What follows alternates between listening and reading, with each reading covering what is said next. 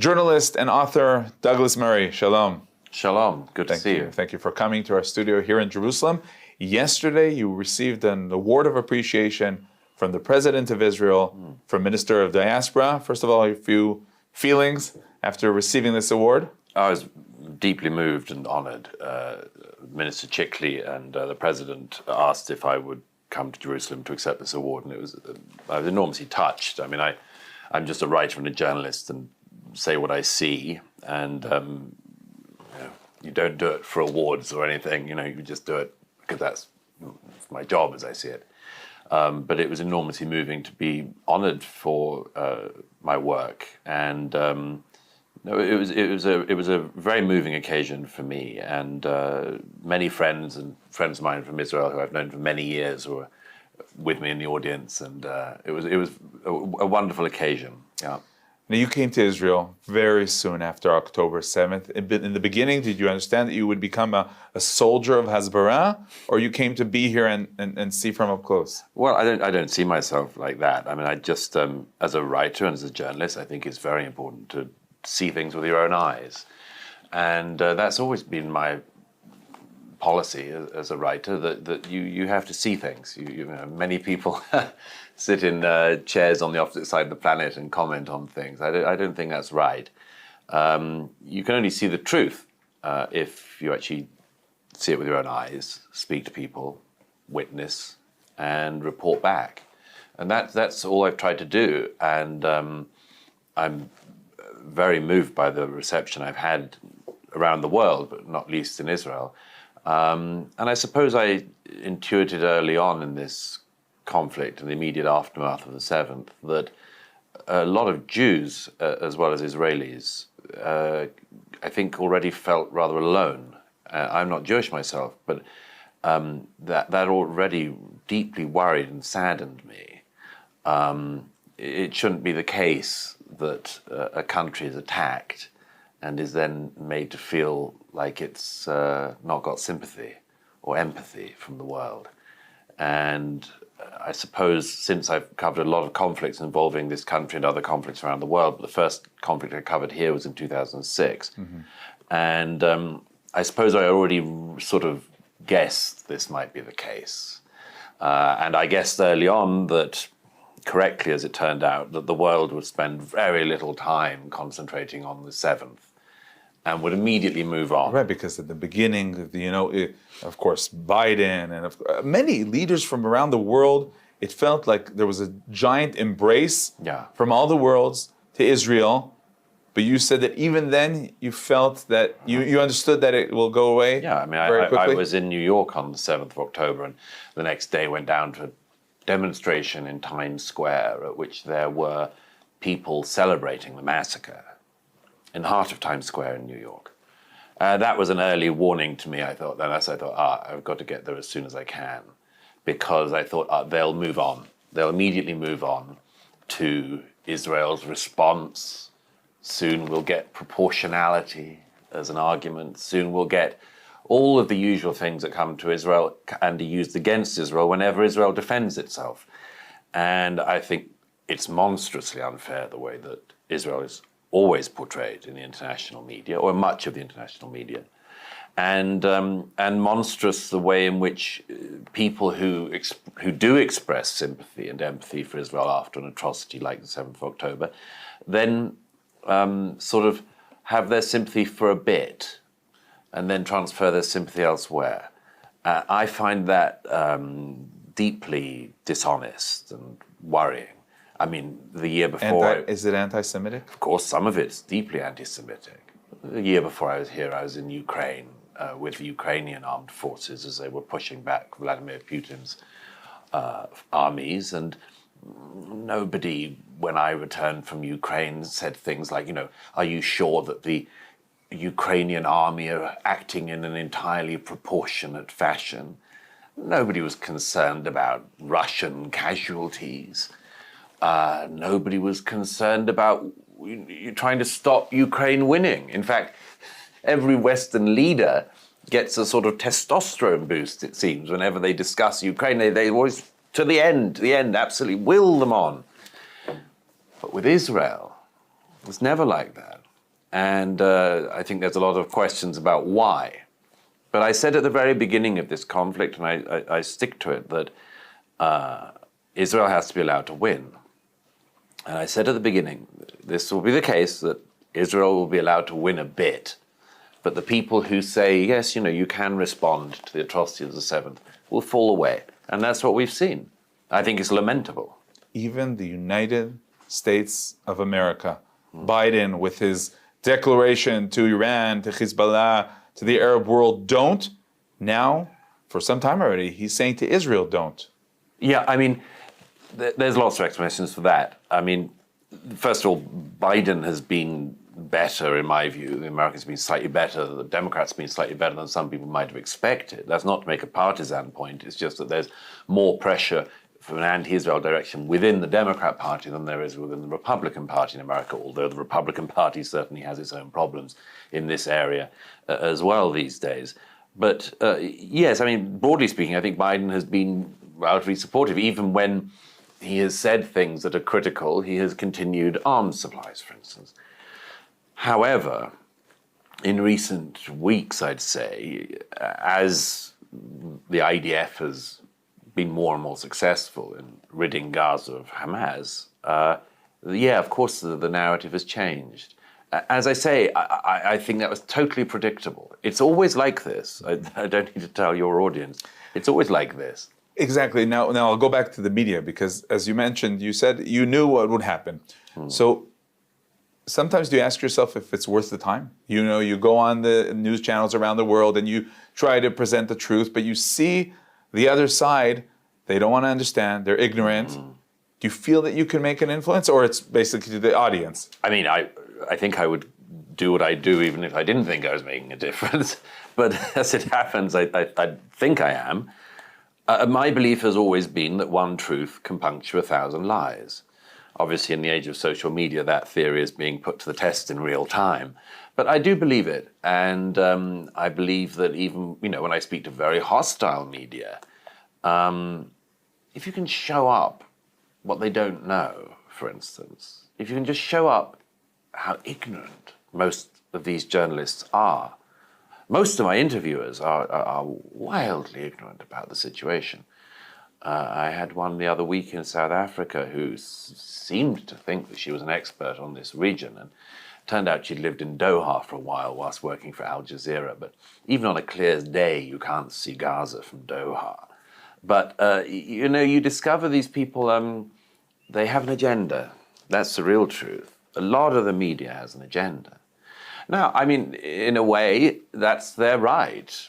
I'd like Israel to win this conflict. Some of them would like Hamas to win. Okay. Some of them, however, would just like Israel to lose, but want to hide the fact a little. They talk about issues in this conflict. I mean, look at the world's intense focus on Rafah in recent weeks. Every day, front pages of all the newspapers, Rafah, Rafah, Rafah. None of these newspapers covered the far, far greater death toll that's been going on for the last decade in Yemen, in Syria, in many other countries and conflicts around the world. Why are they so obsessed with this one? It's a question underneath a question. Right. It's their opportunity to hold on to something that gives a feeling of humanitarian issue, of crisis. Well, I think one thing is, of course, they also they betray the fact that they've got the firefighter and the fire starter the wrong way round in this conflict. It's continually the case. I made the Ukraine comparison earlier, but sometimes when I make that comparison in front of audience and others, I can sense the pushback, which is, but it's the Russians that are the aggressor there. Okay, well, first of all, who do you think the aggressor was on the 7th? But then people go, well, you have to go back. History didn't start on the 7th of October, they quite often say. So, yeah, I'm aware of that. Even the Director General of the United Nations absolutely made his comment. And, only a couple of days after the 7th of October, Secretary Blinken was talking about the importance of the two-state solution as a result for this. So a lot of people have come to this with a lot of existing baggage, shall we say. I mean, nobody, just to turn quickly to that Ukraine comparison, nobody has any interest when Vladimir Putin says, now look, we've got to start in the year 800. But here, everyone's keen to do that. No, we've got to start before. No, we've got to start earlier. Okay, let's start in 2000 BC. So I asked you if you feel that there's any influences. Do you have cases where even the interviewers said to you, you know what, you have a point? Yes, I have. It happened very early on in this conflict, actually. I was doing an interview with Piers Morgan in London from the Gaza border, and we were discussing, among other things, the protests that have been going on in London against Israel, which is what they have been, that were going on every week, and they'd already started. And Piers is a fine journalist, and he, is the sort of person who is open-minded, And he said, well, you can't just dismiss all the people at these marches as anti-Israel. I said, no, I do. I think that's what they are.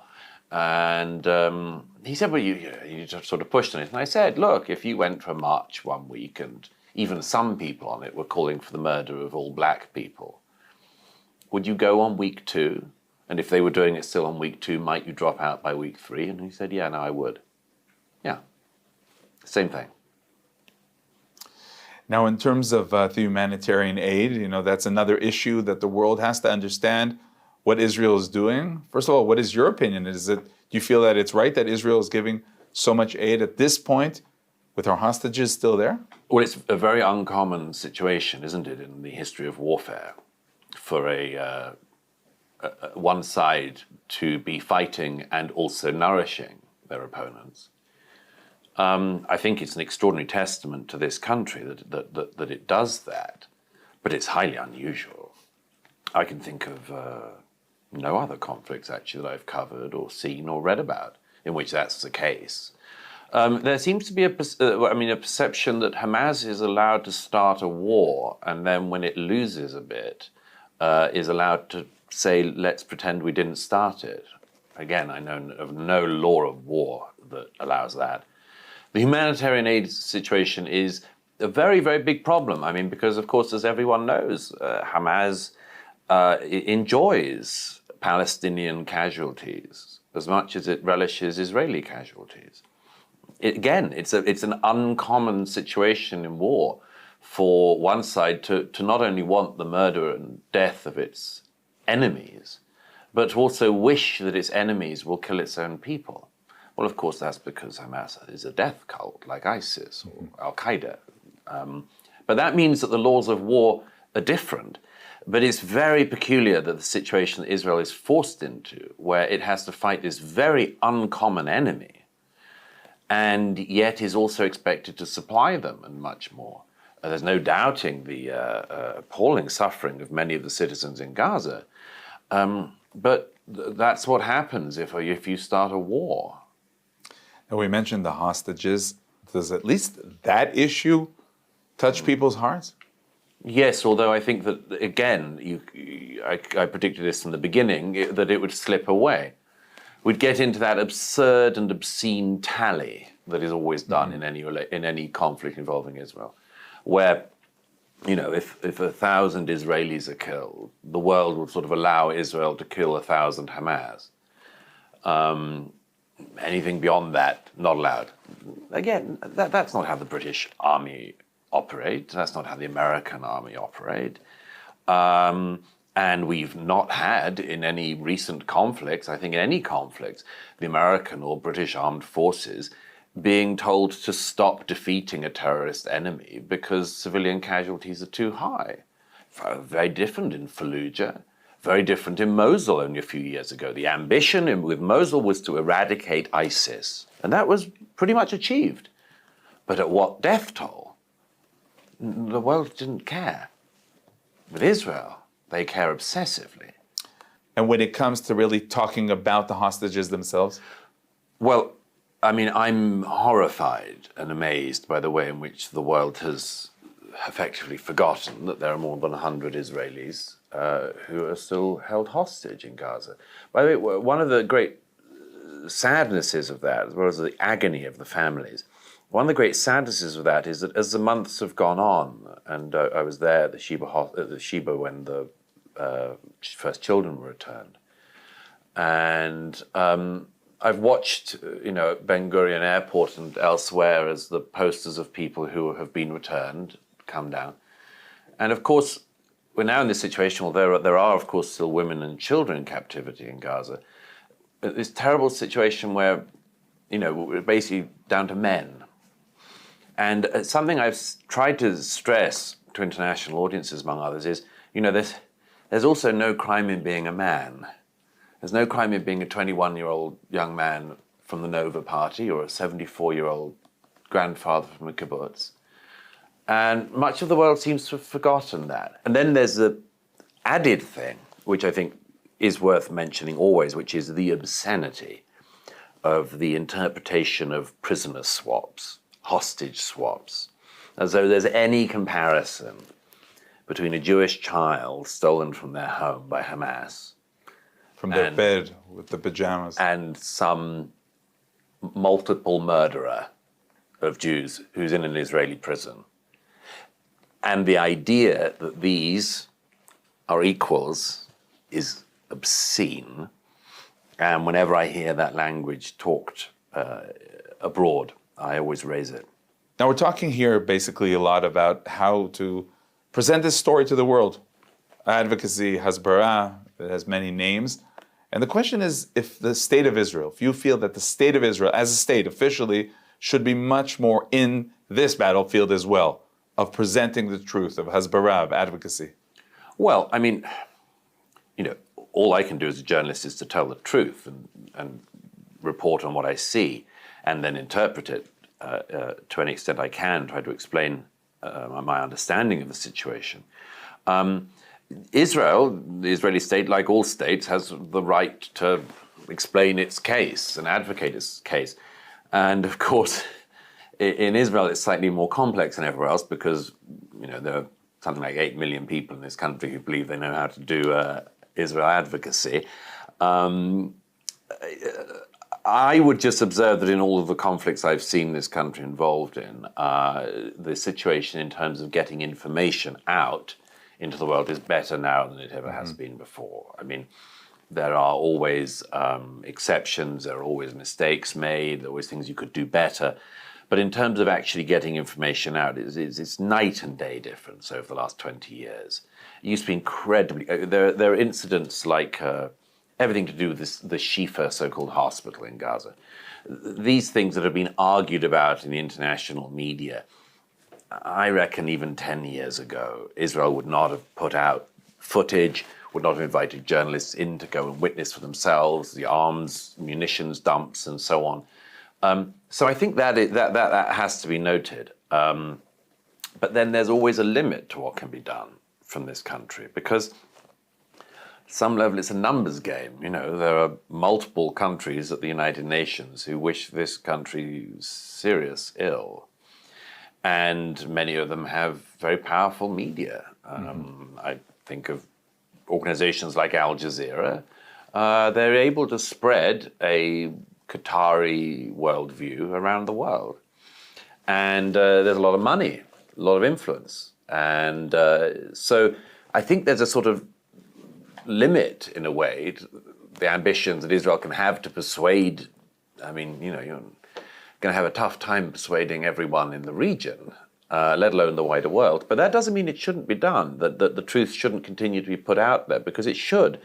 And the job of Israeli diplomacy is to do Israeli diplomacy and to get out the facts as fast as possible and hope that they have an impact on the world. And in my observation, they very, very often do. They do.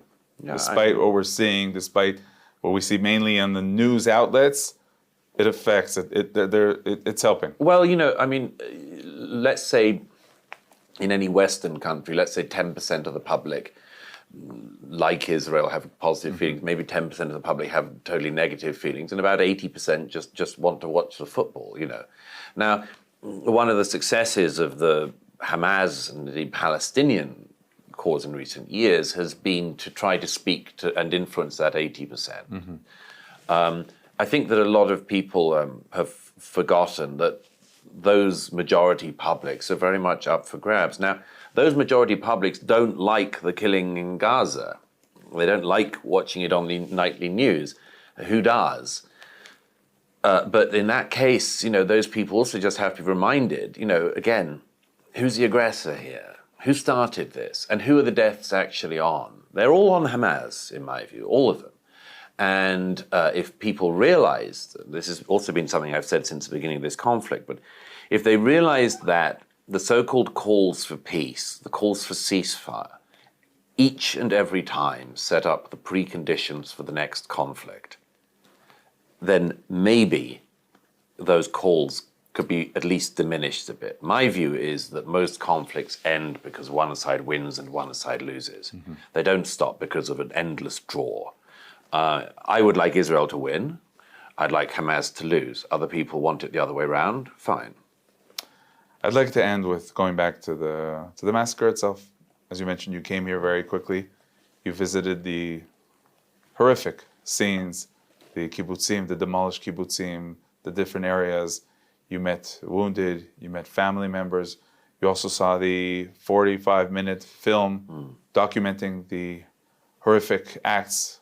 They're even more horrific than even existed on that video, we know. Tell me please about the pictures that are still in your head, the feelings as you're out there, all into your activity, which is so important, but you stop and think about the massacre itself. Oh yeah, all the time, of course. I mean, how can you not? In this country, when I'm here in Israel, it's unavoidable. I mean, nobody in this country has moved past it, nor will they, or should they, for a very long time to come.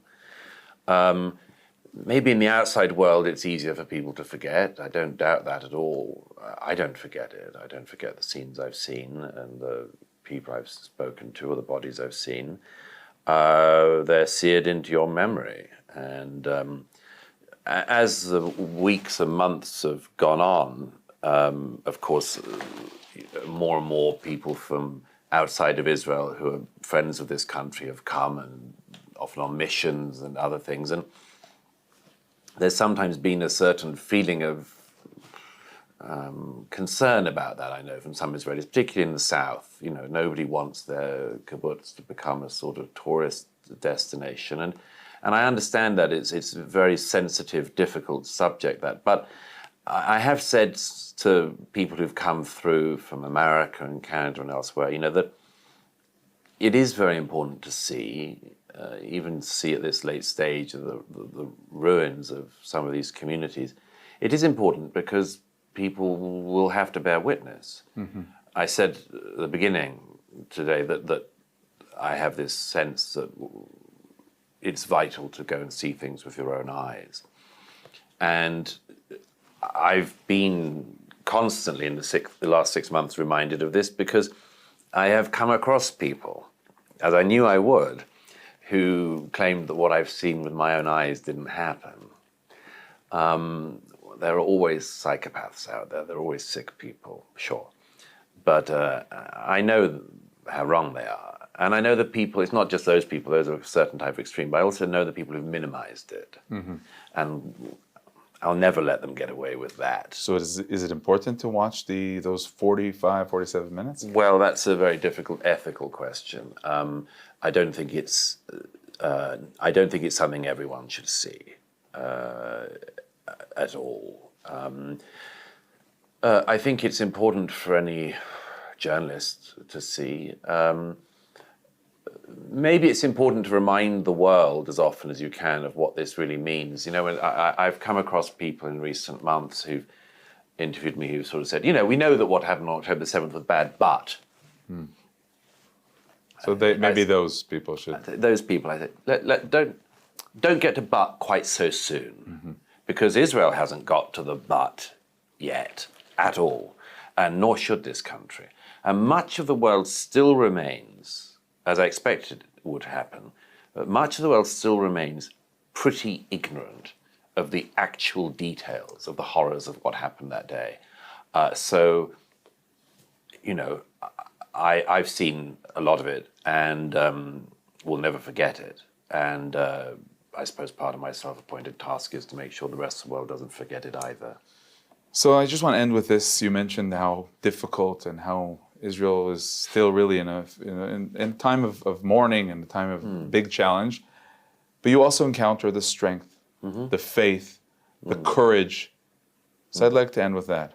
Yeah, I mean, it's a good way to end. It is important because, actually, as I mentioned at the president's residence yesterday, since the beginning of this war, some of my regular readers and followers have said you seem actually more optimistic than you usually are. Well, this interview hasn't particularly dwelt on that aspect, but it is actually the case. I think there's a huge place for optimism, and the optimism comes from the extraordinary young men and women this country has produced. I think they're remarkable, and to see them in the field, to see them from the north to the south of this country in operation, has been remarkable, because every generation, in every country pretty much, thinks, are we going to rise to our forebears? If the time of trial came, would we rise to the occasion? It's the question that people of my generation in Britain have: would we rise to the challenge that our grandfathers did, and the one that their fathers did? This country, that answer that question's been answered. The young Israelis have risen to the moment, and they are doing an incredibly difficult job. And none of the soldiers in Gaza or in the north, nobody wants to be doing this. But they're doing it not out of hatred, but out of love for their country, love for their people, and the knowledge that they are on the front line of history. And when the history books come to be written, I think that this generation is going to be written about with great, great pride. And I know, because I also write the books myself. Douglas Murray, thank you very much for joining us. It's a great pleasure.